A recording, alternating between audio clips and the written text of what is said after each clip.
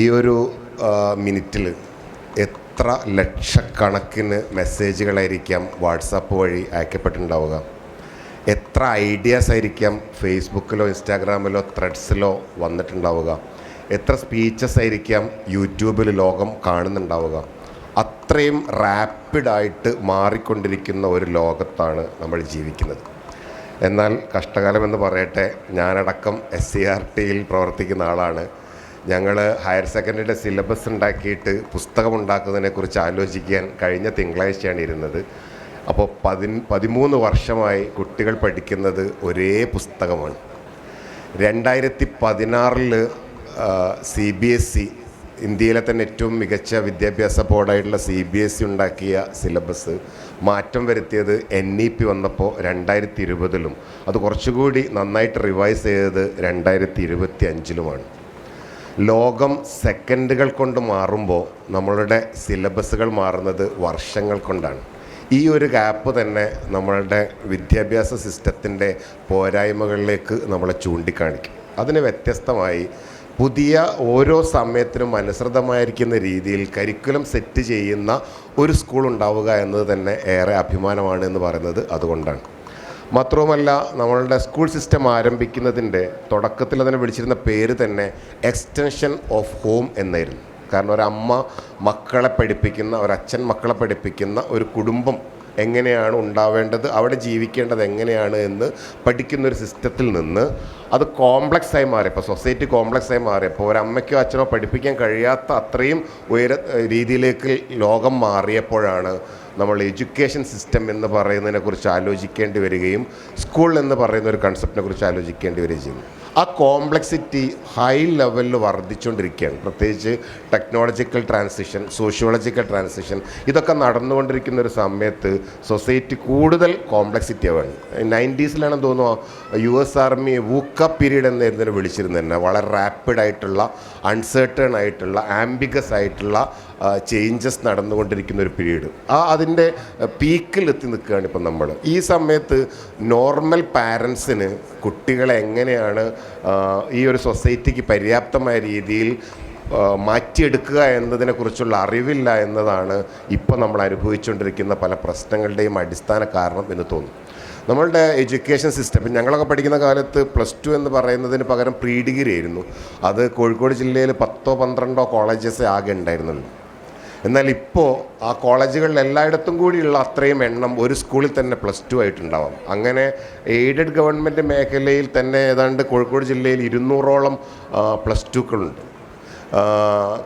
Medical കോളേജുകൾ, engineering കോളേജുകൾ, സാധാ കോളേജുകൾ, ഇങ്ങനെയൊക്കെ കോളേജുകളുടെ എഡ്യൂക്കേഷൻ സിസ്റ്റം, ഇനി മദ്രസകൾ, ദർസുകളൊക്കെ ആയാൽ ഇതിൻ്റെയൊക്കെ എണ്ണം കൂടിയതാണ്.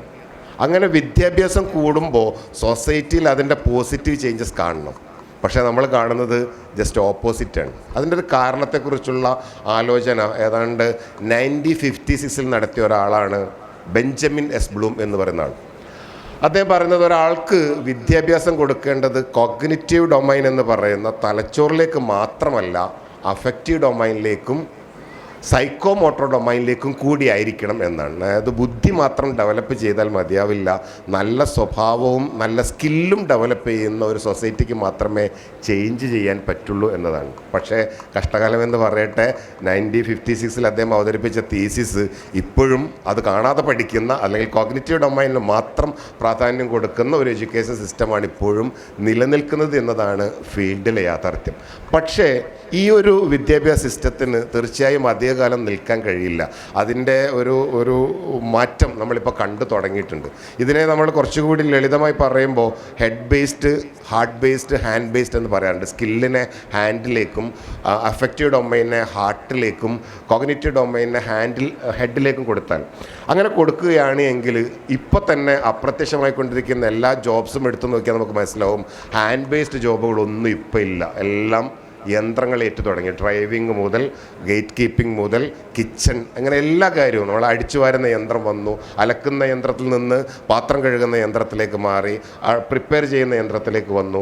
ഇതൊക്കെ ഇപ്പം നമ്മൾ കോമൺ ആവാത്തതിൻ്റെ വില കൂടുതലായതുകൊണ്ടാണ്. കാരണം മിക്സി ഇറങ്ങിയ കാലത്ത് അമ്മിയിൽ അരച്ചാലേ രുചിയുള്ളൂ എന്ന് പറഞ്ഞവരായിരുന്നു നമ്മളുടെ തൊട്ടുമ്പത്തെ തലമുറ. ഇപ്പം അമ്മി കാണാനേ ഇല്ല. അതേപോലെ ഇപ്പോൾ റോബോട്ടിക് വാഷിംഗ് കൊണ്ട് പ്ലേറ്റ് ക്ലീൻ ആവില്ല എന്ന് പറയുന്നുണ്ട് എങ്കിൽ അതിന് വില കുറഞ്ഞാൽ ക്ലീൻ ആവാൻ തുടങ്ങുമെന്ന് എനിക്ക് തോന്നുന്നത്. അങ്ങനെ ഓരോ സാധനത്തിൻ്റെ വ്യത്യാസം അങ്ങനെ ഉണ്ടാവുള്ളൂ. അപ്പോൾ ഈ കാര്യങ്ങളൊക്കെ യന്ത്രം ഏറ്റെടുത്ത് കഴിഞ്ഞു. ഇനി ബാക്കിയായിട്ടുള്ളത് ഹെഡ് ബേസ്ഡും ഹാർഡ് ബേസ്ഡുമാണ്. ഇന്നൊരു പക്ഷേ ഏറ്റവും അധികം വലിയ മാർക്കറ്റ് പോലും ഈ ഒരു രണ്ട് മേഖല, ഇൻ്റലക്ച്വൽ പ്രോപ്പർട്ടി എന്ന് പറയുന്നത് ഇന്നൊരു വിൽപ്പന വസ്തുവായിട്ട് മാറിയിരിക്കുകയാണ്. ഇപ്പോൾ നമ്മളൊരു വിദ്യാഭ്യാസം നമ്മളൊരു ബിസിനസ്സാണ് ആരംഭിക്കുന്നെങ്കിൽ പോലും ആ ബിസിനസ്സിൽ പോലും ഇൻ്റലക്ച്വൽ പ്രോപ്പർട്ടി ആവശ്യമായി കൊണ്ടിരിക്കുന്ന ഒരു കാലത്തേക്കാണ് നമ്മൾ നിൽക്കുന്നത്. രണ്ടാമത്തെ ഒരു സാധ്യത എന്ന് പറയുന്നത് മനുഷ്യർ മുഴുവനും ഉണ്ടാക്കുന്ന പ്രശ്നങ്ങളെ അഭിമുഖീകരിക്കുന്ന പ്രശ്നങ്ങളെ പരിഹരിക്കാനുള്ള മനുഷ്യത്വമുള്ള അല്ലെങ്കിൽ നല്ല സ്വഭാവമുള്ള ആളുകൾ. ഇന്ന് ലോകത്ത് ഏറ്റവും കൂടുതൽ അപ്പോയിൻമെൻറ്റ് നടക്കുന്നത് പേഴ്സണൽ മോട്ടിവേറ്റേഴ്സിനെയാണ് അത്ര, അല്ലെങ്കിൽ സൈക്കോളജിസ്റ്റുകളെ. നമ്മളുടെ ഓരോ പ്രശ്നങ്ങളെയും പരിഹരിക്കാൻ വേണ്ടിയിട്ട് നമുക്ക് സ്വന്തമായിട്ടൊരു ഡോക്ടറെ പോലെ ഒരു സൈക്കോളജിസ്റ്റ് ആവശ്യമായ കാലത്താണ്. ഇത് രണ്ടിനെയും നമുക്ക് കൂട്ടി വായിച്ചാൽ ഇന്ന് തന്നെ നമ്മൾ കണ്ടു തുടങ്ങുന്നത് ഏറ്റവും ഡിമാൻഡുള്ളത് നല്ല ഇൻ്റലക്ച്വൽ കപ്പാസിറ്റി ഉള്ള, നല്ല സ്വഭാവമുള്ള, മനുഷ്യരെ സഹായിക്കാൻ കഴിയുന്ന ആളുകളെയാണ്. അതുകൊണ്ട് ഈ വരാൻ പോകുന്ന ലോകത്തേക്ക് ജീവിക്കുന്ന വിദ്യാർത്ഥികളോട് എനിക്ക് പറയാനുള്ളത്, നിങ്ങൾ ഹെഡിനും ഹാർട്ടിനും ഒരേപോലെ പ്രാധാന്യം കൊടുക്കുന്ന ഒരു ജീവിതം ഉണ്ടാക്കാൻ വേണ്ടി ശ്രമിക്കുക.